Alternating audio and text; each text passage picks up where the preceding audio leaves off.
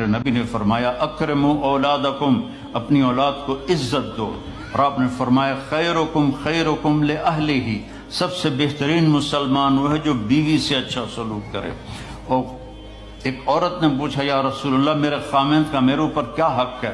آپ نے فرمایا تیرے خامند کے جسم پہ پھوڑے نکل آئیں اور ان میں گندا پانی جمع ہو جائے اور تو زبان سے چاٹ چاٹ کے اس کے زخم صاف کرے تو بھی تو نے خامند کا حق ادا نہیں کیا۔ دونوں کو بیلنس کیا ہے۔ بہترین مسلمان وہ ہے جس کا بیوی کے ساتھ اچھا سلوک ہو۔ آپ نے 11 شادیاں کی، یہ شوق کی نہیں تھیں، یہ اللہ کے حکم کی تھیں اور ہمیں زندگی سمجھانے کے لیے تھیں کہ آپ یہاں رہو یا کہیں اور جگہ رہو، جب تک آپ کو صبر اور برداشت کرنا نہیں آئے گا آپ کی زندگی خوبصورت نہیں ہو سکتی۔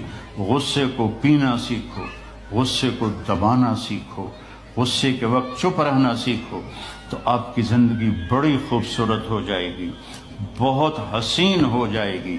زندگی اندر ہے، باہر نہیں۔ اب رولز رائس میں چڑھ کے کوئی اچھی زندگی نہیں گزار رہا ہے، لائف تو اندر ہے۔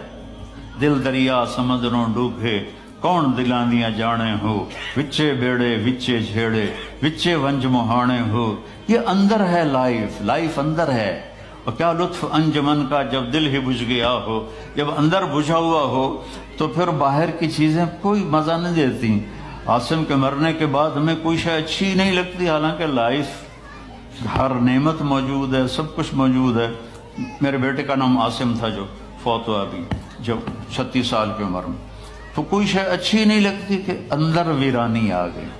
یہ اندر میں خوشحالی ہو، اس کے لیے صرف ایک ہی دوا ہے، وہ ہے محمدی بننا اور محمدی اخلاق کو اختیار کرنا، اللہ کے نبی کے طریقے پر چلتے ہوئے اپنی جان سے لڑائی لڑنا۔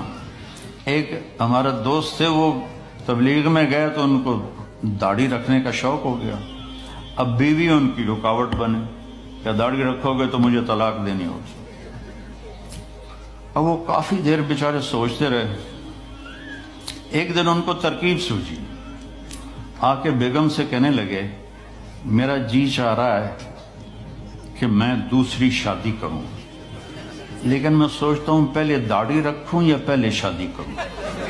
تو ان کی بیگم نے کہا پہلے داڑھی رکھ لو، پہلے داڑھی رکھ لو۔ تو ایسے اپنی بیگمات کو مناؤ پیار محبت سے۔ عزت تو نبی کے طریقے میں ہے، نبی کا طریقہ چھوڑ کے میرا والد مجھے ڈاکٹر بنانا چاہتا تھا تو آج میں یہاں کھڑا ہوتا، اگر میں ڈاکٹر ہوتا میرا